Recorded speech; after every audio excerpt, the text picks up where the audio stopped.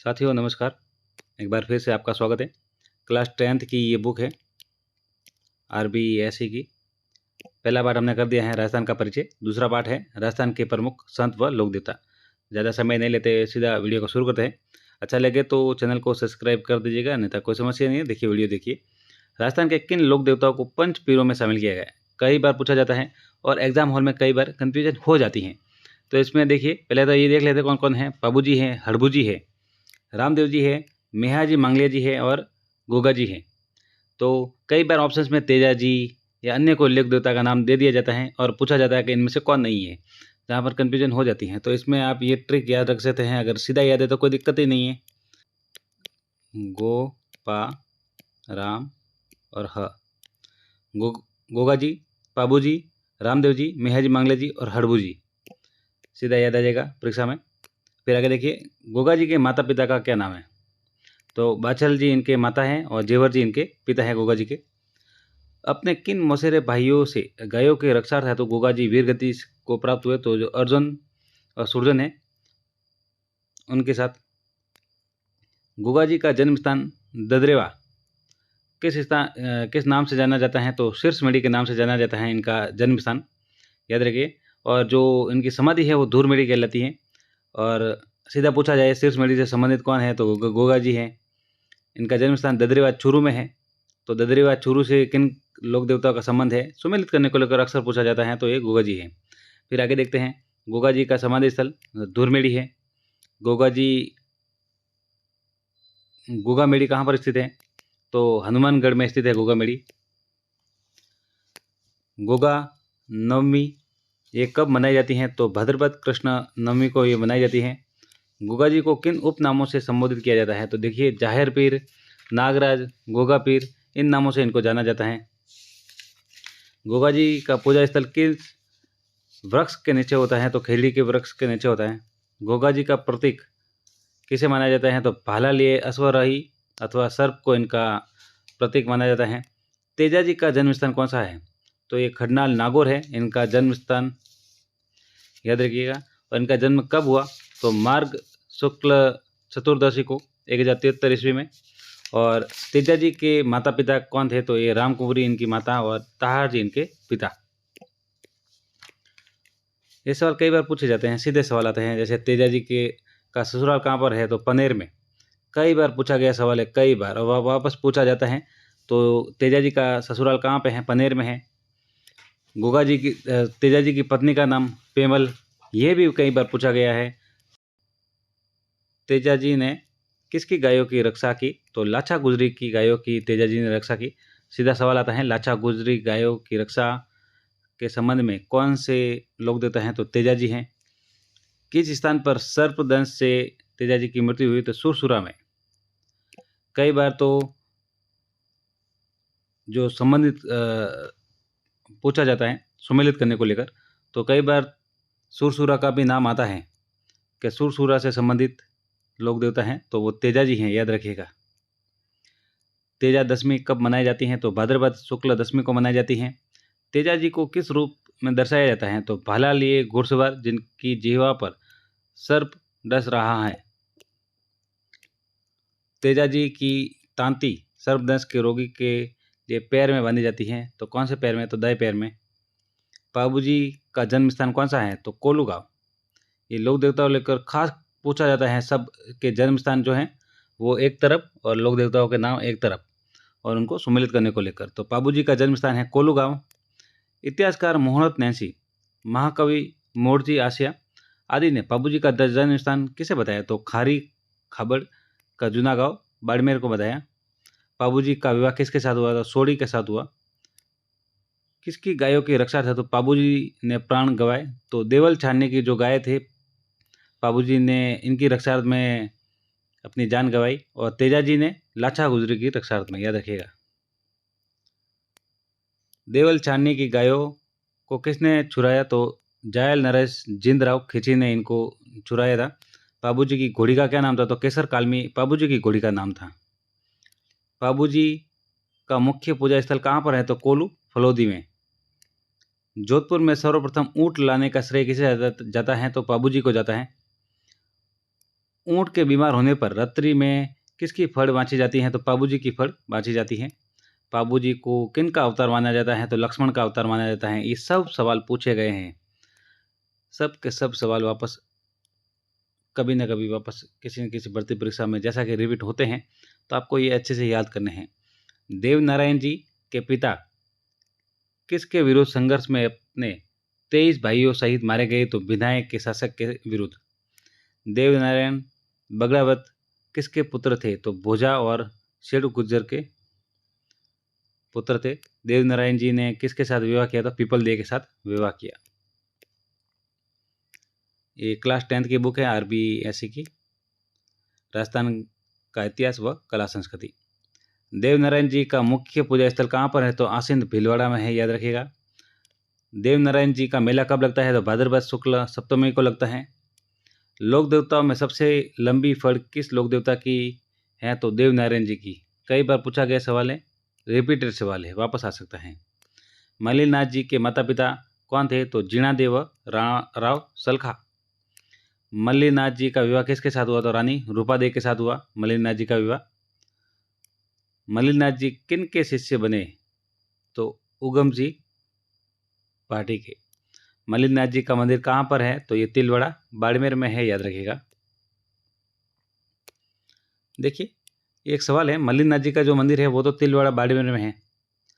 एक सेम नाम है एक तल्लीनाथ जी, आपको पता हो तो, वो पांचोटा जालोर है, याद रखिएगा। मल्लिनाथ जी है तिलवाड़ा बाड़मेर और जो तल्लीनाथ जी है वो है पांचोटा जालोर। आगे देखिए, मल्लिनाथ पशु मेले का आयोजन कब होता है? तो चैत्र कृष्ण एकादशी से चैत्र शुक्ल एकादशी तक होता है। रामदेव जी किस वंश के राजपूत थे? तो तंवर वंश के राजपूत थे रामदेव जी। रामदेव जी का जन्म कहाँ पर होता? उंडुगास में शिव तहसील बाड़मेर में। ये सुमेलित करने को लेकर अक्सर जन्म को लेकर पूछा जाता है, तो आप इनके जो जन्म है लोक देवताओं के वो खास याद रखें। रामदेव जी के माता पिता का नाम तो मैणादेव और अजमाल जी। रामदेव जी ने पोखरण क्षेत्र किससे प्राप्त किया? तो मल्लिनाथ जी से प्राप्त किया। रामदेव जी का विवाह किसके साथ हुआ? तो अमरकोट की नेतल दे के साथ हुआ। रामदेव जी ने किसे पोखरण दहेज में दिया? तो अपनी भतीजी को दहेज में दिया था, याद रखिएगा। सांप्रदायिक सद्भाव के लिए कौन सा मेला चर्चित है? तो रामदेव जी का मेला। रामदेव जी ने जीवित समाधि कब ली? तो भाद्रपद शुक्ल एकादशी को 1458 में। हिंदू रामदेव जी को किसका अवतार मानते हैं? तो श्री कृष्ण का अवतार मानते हैं। रामदेव जी के प्रतीक क्या है? तो पगलिए। रामदेव जी के पूजा स्थल का क्या कहलाता है? तो थान कहलाता है। रामदेव जी द्वारा किस पंथ की स्थापना की गई? तो कामड़िया पंथ की स्थापना की गई, याद रखिएगा। रामदेवरा मेले में रामदेव जी के भक्तों द्वारा कौन सा नृत्य किया जाता है? तो 13 ताली नृत्य किया जाता है, याद रखिएगा। इंपॉर्टेंट सवाल है ये, दोनों इंपॉर्टेंट सवाल है, याद रखिए। किस पंथ की स्थापना की रामदेव जी ने? तो कामड़िया पंथ की। और रामदेव जी के जो भक्त हैं उनके द्वारा कौन सा नृत्य किया जाता है? 13 ताली नृत्य किया जाता है। मेहाजी मांगलिया जी किस जाति के राजपूत थे? तो पवार थे। रामदेव जी तंवर थे। किससे युद्ध करते समय मेहाजी वीरगति को प्राप्त हुए? तो जैसलमेर के राव रणकदेव भाटी से। शकुन शास्त्र का ज्ञाता किस लोक देवता को माना जाता है? तो मेहाजी को। मेहाजी का मुख्य मंदिर कहाँ पर है? तो बापणी गांव में है। हरबू जी ने किससे दीक्षा ली? तो गुरु बालीनाथ से इन्होंने दीक्षा ली थी। ये बहुत ज़्यादा इंपॉर्टेंट सवाल है। देखिए, जोधा ने मंडोर मुक्ति के बाद इन्हें कौन सा गांव प्रदान किया? तो बेंगटी गांव। सीधा संबंध आता है, बेंगटी गांव से संबंध है तो वो हरबू जी हैं। जोधा ने, ये राव जोधा हैं, मंडोर मुक्ति के बाद इन्हें बेंगटी गांव दान में दिया था, याद रखिएगा। किस लोक देवता की गाड़ी की पूजा की जाती है? तो हड़बू जी की। हड़बू जी की गाड़ी की पूजा की जाती है। हड़बू जी किसके पुत्र थे? तो नागौर के महाराजा सांखला के। 4 हाथों वाले लोक देवता किसे कहा जाता है? तो कल्ला जी को कहा जाता है। अकबर के विरुद्ध लड़ते हुए कल्ला जी का धड़ कहाँ तक जा पहुंचा? तो रुंडेला तक जा पहुंचा। जोधपुर में धार्मिक आंदोलन का श्री गणेश किसने किया? तो संत धन्ना ने किया। धन्ना जी का जन्म कहाँ पर हुआ? तो टोंक जिले में धुवन गांव में हुआ। धन्ना जी के गुरु का नाम तो संत रामानंद जी। संत पीपा संत पीपा कहाँ के शासक थे? तो गागरोन के शासक थे, याद रखिएगा। संत पीपा के गुरु कौन थे? तो रामानंद थे इनके गुरु। पीपा जी का भव्य मंदिर कहाँ पर है? तो समदड़ी गांव बाड़मेर में है। बहुत ही ज़्यादा इंपॉर्टेंट सवाल ये। पीपा जी का भव्य मंदिर कहाँ पर है? समदड़ी गांव बाड़मेर में। पीपा जी का अनुयायी किस समाज से हैं? तो दर्जी। दर्जी समुदाय का मेला कब लगता है? तो चैत्र पूर्णिमा को। जाम्बोजी का जन्म स्थान कहाँ पे है? तो पीपासर में है जाम्बोजी का जन्म स्थान। जाम्बोजी के माता पिता हंसा देवी और लाहौर जी। जाम्बोजी किस वंश के थे? तो राजपूत पवार। जाम्बोजी ने किस स्थान पर हरि चर्चा व सत्संग में समय व्यतीत किया? तो संबराथल। ये सवाल सीधा आता है संबराथल से संबंधित लोक देवता, तो जाम्बोजी है। जैसा कि नाम से आपको पता लग जाएगा, देखिए जो साउंड आ रहा है बीच में, जाम्ब संब, आप परीक्षा में आपको सीधा क्लिक हो जाएगा जाम्बोजी संबराथल। जाम्बोजी ने विश्नोई संप्रदाय की स्थापना कब की? तो 1485 में संबराथल में की। किस लोक संत को पर्यावरण वैज्ञानिक कहा जाता है? तो जाम्बोजी को कहा जाता है पर्यावरण वैज्ञानिक। जाम्बोजी ने किस स्थान पर शरीर त्यागा? तो लालसर में त्यागा। जाम्बोजी को किस स्थान पर समाधिस्थ किया गया? तो तालवा गांव मुकाम में। जसनाथ जी का जन्म स्थान कहाँ है? तो कतरियासर। जसनाथ जी के उपदेश किन ग्रंथों में संकलित हैं? तो ये शंभुधड़ा और कोंडा में। अच्छा सवाल है, पूछा जा सकता है। देखिए जसनाथ जी के जो उपदेश है वो किन ग्रंथों में संकलित है? तो शंभुधड़ा और कोंडा में संकलित हैं। कतरियासर में मेले का आयोजन कब होता है? तो चैत्र माघ अश्विन शुक्ल सप्तमी को होता है। लालदास जी, कई बार पूछा गया सवाल, लालदास जी का जन्म कहाँ पे है? तो धौलीधूप अलवर में है। लालदास जी ने किससे दीक्षा ली? तो फकीर गदन चिश्ती से दरगाह ली। लालदास जी ने अपनी कुटिया कहाँ पर बनाई? तो सिंह शिला पहाड़ बांदोली गांव में बनाई। लालदास जी को किस जाति के मुस्लिम पीर मानते हैं? तो मेव जाति के लोग। लालदास जी का निधन कहाँ पर हुआ? तो नगला गांव में हुआ, याद रखिएगा। लालदास जी का जो समाधि है वो कहाँ पे है? तो शेरपुर में है। निरंजनी संप्रदाय के संस्थापक, कई बार पूछा गया सवाल, इंपॉर्टेंट सवाल। निरंजनी संप्रदाय के संस्थापक संत हरिदास, याद रखिएगा, इंपॉर्टेंट सवाल है। निरंजनी संप्रदाय के संस्थापक संत हरिदास है। इनका मूल नाम क्या है? तो हरि सिंह सांखला, निरंजनी संप्रदाय के संस्थापक। निरंजनी संप्रदाय में परमात्मा को क्या कहा जाता है? तो अलख निरंजन या हरि निरंजन कहा जाता है। राजस्थान का कबीर किसे कहा जाता है? तो दादू दयाल को राजस्थान का कबीर कहा जाता है। दादू दयाल ने किससे दीक्षा ग्रहण की? तो बुड्ढन से की, वरदानंद से। किस मुगल सम्राट ने दादू दयाल ने फतेहपुर सीकरी में भेंट की? तो अकबर ने। इंपॉर्टेंट सवाल है, परीक्षा में कई बार पूछा गया सवाल है। तो मुगल सम्राट अकबर ने दादू दयाल से भेंट की थी, कहाँ पर की? ये भी कई बार पूछा जाता है। तो फतेहपुर सीकरी में भेंट की थी। अच्छा सवाल है, इंपॉर्टेंट सवाल है। दादू दयाल ने किस स्थान पर देह त्यागी? तो नारायणम में। ये जो स्थान है इनको लेकर सुमेलित करने को लेकर अक्सर पूछा जाता है, तो ये अलग स्थान सबके हैं, वो अलग कॉपी में लिख के याद कर ले एक साथ, ताकि ये सुमेलित करने में आपको दिक्कत न आए। राजस्थान की राधा किसे कहा जाता है? तो मीरा को कहा जाता है। मीरा का जन्म तो कुड़की पाली में इनका जन्म है, याद रखिएगा।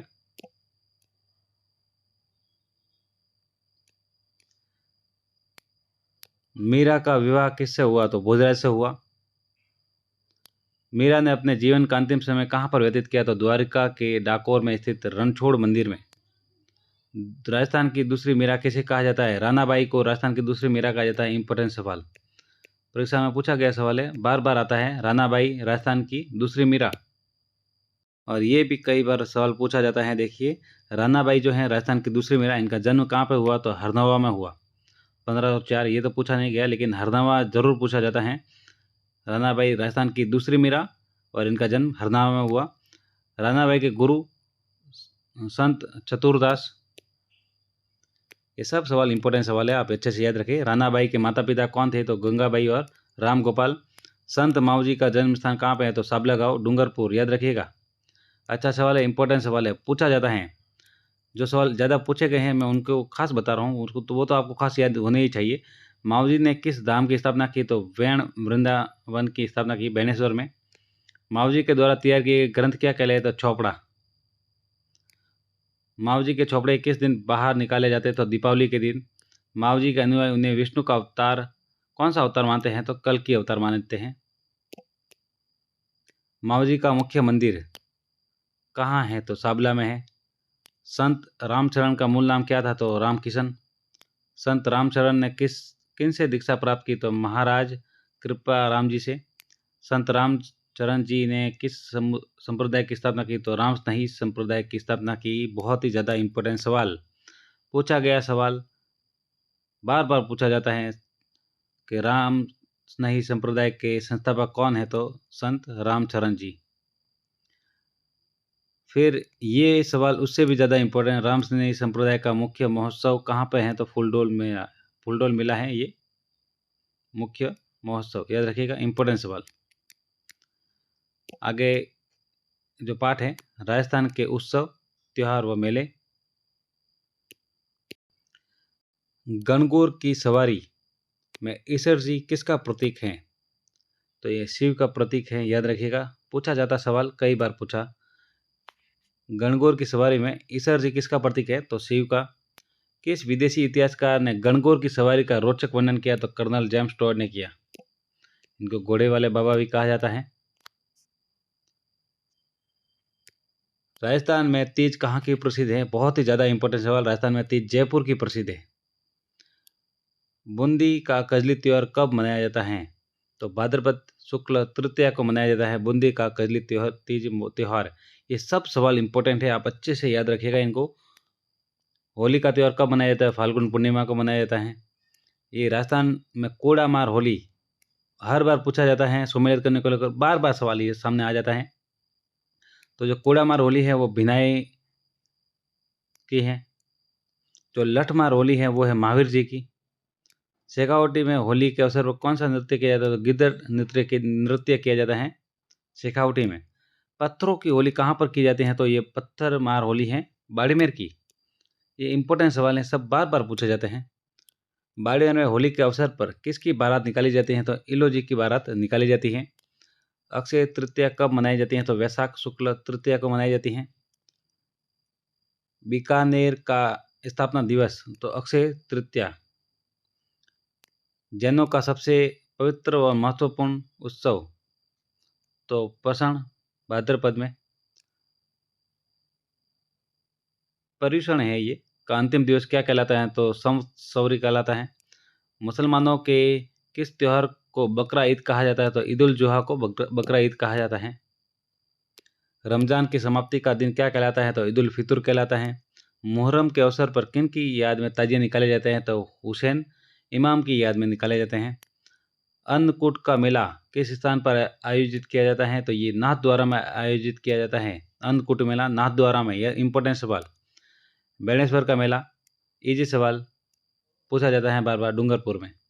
शहरिया जाति का कौन सा मेला 12 में आयोजित होता है? तो सीताबाड़ी का मेला कहाँ पर होता है? तो ये 12 में होता है। और किससे संबंधित है? तो ये शहरिया जाति से संबंधित है। पूछा जाने वाला सवाल, बार बार पूछा जाने वाला सवाल, इंपॉर्टेंट सवाल। शहरिया जाति का मेला, ये सीताबाड़ी का मेला है शहरिया जाति का। किस जाति से संबंधित है ये भी पूछा जाता है, तो ये भी याद रखें।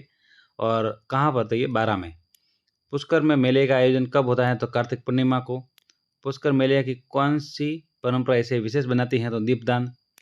जीण माता का मंदिर रेवासा सीकर में, जीण माता के मंदिर का निर्माण किसके द्वारा कराया गया? तो हट के द्वारा करवाया गया। खाटू श्याम जी का मेला कब लगता है? तो फाल्गुन शुक्ल दशमी से द्वादशी में लगता है। और ये कहाँ पर है खाटू श्याम जी का मेला, कहाँ पर लगता है? तो सीकर में, मंदिर भी उधर ही है। भरथरी का मेला कहाँ पर आयोजित होता है? तो अलवर में। इंपॉर्टेंट सवाल, पूछा जाने वाला सवाल, बार बार पूछा जाता है। भरथरी का मेला अलवर। भरथरी का मूल नाम, तो गोपीचंद है इनका नाम। कल्याण जी का मेला किस राजा की स्मृति में आयोजित होता है? तो चंद्रगिरी के राजा डिगीपुरी का मेला, इंपॉर्टेंट सवाल, ये टोंक के मालपुरा तहसील में होता है।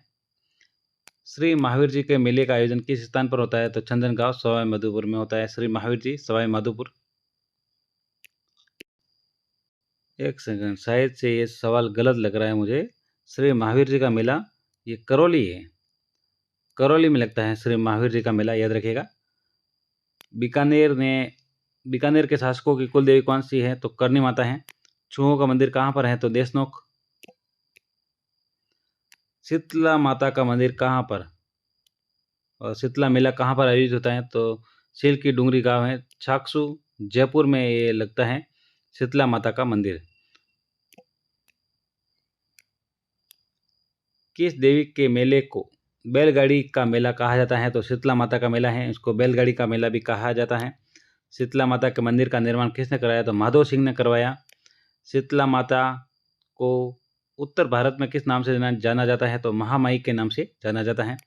शीतला माता को पश्चिमी भारत में किस नाम से जाना जाता है? तो माई अनामा से जाना जाता है। शीतला माता को राजस्थान में अन्य किस नाम से जाना जाता है? तो सैंडल माता, सैंडल माता ही है जो शीतला माता है। केला देवी का मेला कहाँ पर आयोजित होता है? तो ये केला देवी का मेला भी करौली में आयोजित होता है, याद रखिएगा। केला देवी का मंदिर के सामने स्थित हनुमान मंदिर किस नाम से जाना जाता है? तो लंगूरिया। केला देवी को किसका अवतार माना जाता है? तो कृष्ण की बहन योग माया का अवतार माना जाता है। कपिल मुनि का मेला कहाँ पर आयोजित होता है? तो कोलायत बीकानेर में आयोजित होता है। इंपॉर्टेंट सवाल है, पूछा जाने वाला सवाल है, बार बार पूछा जाता है। ये है केला देवी का मंदिर है, ये सब पूछे जाते हैं, बार बार पूछे जाते हैं। केला देवी को किनका अवतार माना जाता है? कृष्ण की बहन योग माया का। कपिल मुनि का मेला कोलायत बीकानेर। ख्वाजा मोइनुद्दीन चिश्ती का मूल रूप से कहाँ के थे? तो ये ईरान के थे। ख्वाजा मोइनुद्दीन चिश्ती का किस नाम से जाना जाता है? तो गरीब नवाज के नाम से जाना जाता है।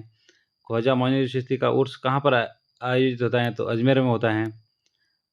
मोइनुद्दीन चिश्ती के दरगाह में बड़ी देग किसने दान की? तो अकबर ने दान की। और यहीं पर छोटी देग है, वो किसने दान की थी? तो जहांगीर ने दान की थी। सैयद फखरुद्दीन की दरगाह कहाँ पर है? तो गलियाकोट डूंगरपुर में है सैयद फखरुद्दीन की दरगाह, याद रखिएगा। ये जो दरगाह को लेकर है इंपॉर्टेंट सवाल बार बार पूछे जाते हैं, जैसे भूरे शाह की दरगाह, एक ये पूछी जाती है बार बार। मलिक शाह की दरगाह, मीठे शाह की दरगाह, ये सब पूछी जाती हैं। तो मैं आपको बता दूं, जैसे जो मीठे शाह की दरगाह है वो तो है गागरोन में, मलिक शाह की दरगाह है वो है जालोर में, सैयद फखरुद्दीन की दरगाह है वो गलियाकोट डूंगरपुर में है। ये सभी सवाल बार बार पूछे जाते हैं, इनको सुमेलित करने को लेकर अक्सर पूछा जाता है, याद रखिएगा। मलिक शाह हैं जालोर, मीठे शाह हैं गागरोन, फखरुद्दीन तो गलियाकोट डूंगरपुर। गलियाकोट उर्स किस समुदाय के लिए धार्मिक आस्था का स्थल है? तो बोहरा संप्रदाय के लिए। राजस्थान का कौन सा मेला आदिवासियों का कुंभ कहलाता है? तो बेणेश्वर का मेला डूंगरपुर। बेणेश्वर मेले का आयोजन कहाँ पर होता है? तो नवातपुरा आसपुर तहसील डूंगरपुर। खलकाणी माता गंधर्व मेले का आयोजन तो भावगढ़ बंदिया जयपुर में। अगला टॉपिक रहेगा राजस्थान के वस्त्र एवं आभूषण। इसके लिए पार्ट 3 जल्दी आपके सामने आएगा। वीडियो अच्छा लगे तो चैनल को सब्सक्राइब और वीडियो को लाइक एंड शेयर जरूर करें। Thank you. को कमी हो तो ज़रूर बताएं, उसको पूरी करने की कोशिश करेंगे। थैंक यू दोस्तों, मिलते हैं दूसरे पार्ट में। Thank you.